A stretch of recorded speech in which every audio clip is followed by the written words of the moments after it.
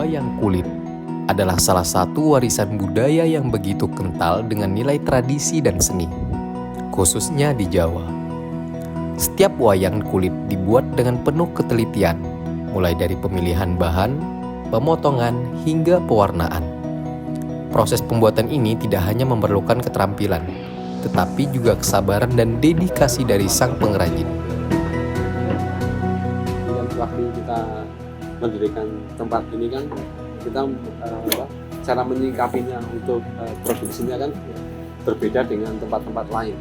Tempat lain kan seperti galeri itu biasanya kan mereka lebih memprioritaskan penjualan. Tapi kalau di sini kan lebih memprioritaskan berbagi tentang ilmu di belakang konsep wayang tersebut, seperti halnya filosofi. Pertama-tama, bahan utama yang digunakan adalah kulit kerbau. Kulit ini dipilih karena kuat dan lentur, cocok untuk dibentuk dan diukir dengan detail yang sangat rumit. Setelah itu, kulit direndam, dikeringkan, dan kemudian dipotong sesuai ukuran wayang yang akan dibuat. Kalau yang pertama itu dari pengerokan kulit, Mas. Pengerokan kulit itu kan kita ada satu gebar itu satu lembar kulit utuh dari kerbau. Kadang juga ada yang terbuat dari sapi juga biasanya. Nah itu nanti kan ada untuk proses pengerokan bulunya. Itu membutuhkan waktu ya sekitar 2 minggu lah, 2 minggu, 3 minggu. Itu seperti itu. Nah dari proses itu nanti ada pengeringan. Setelah pengeringan kita baru bisa digunakan. Nanti pertama kali kita buat desain. Jadi untuk buat desain itu kita kan tergantung pakemnya. Tapi nanti dari sisi luarnya itu kita gambar dulu, untuk bentuknya itu memakai jarum. Nah dari itu nanti baru kita mulai konsep penataan. Tahap selanjutnya adalah mengukir detail wayang. Setiap garis, bentuk, dan motif diukir dengan alat khusus oleh tangan-tangan terampil pengrajin.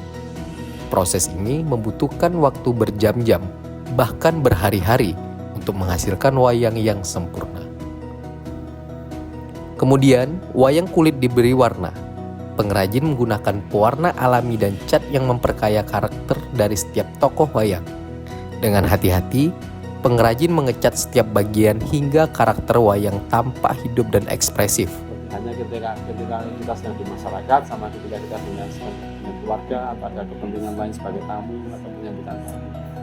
Kalau di pewayangan kan sebenarnya antara di bumi sama di surga, perbedaannya kan itu. Kalau kayangan, di kayangan itu berarti kan kita ada hal resmi seperti pertemuan keluarga atau pertemuan kantor atau kerja. Tapi kalau pakai hitam itu kan seperti halnya kan di masyarakat untuk bersosialisasi. Terakhir, wayang kulit dirangkai dengan kerangka dari tanduk atau kayu agar mudah digerakkan. Setiap sendi dan bagian tubuh wayang dipasang dengan presisi, sehingga wayang bisa menari dan bercerita dalam pagelaran yang nanti akan dibawakan oleh dalang. Inilah proses panjang di balik pembuatan sebuah wayang kulit.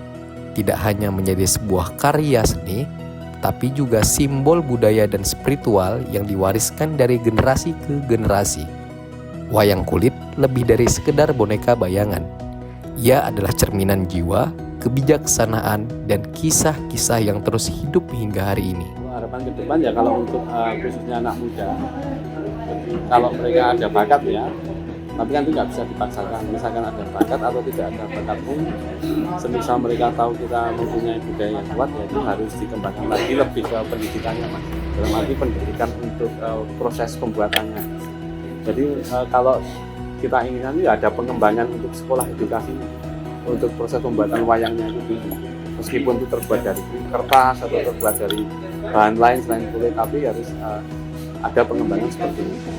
Harus ada didukung gitu, harus ada wadahnya, harus ada tempatnya supaya orang tuh bisa belajar ya Pak ya. Iya, seperti itu.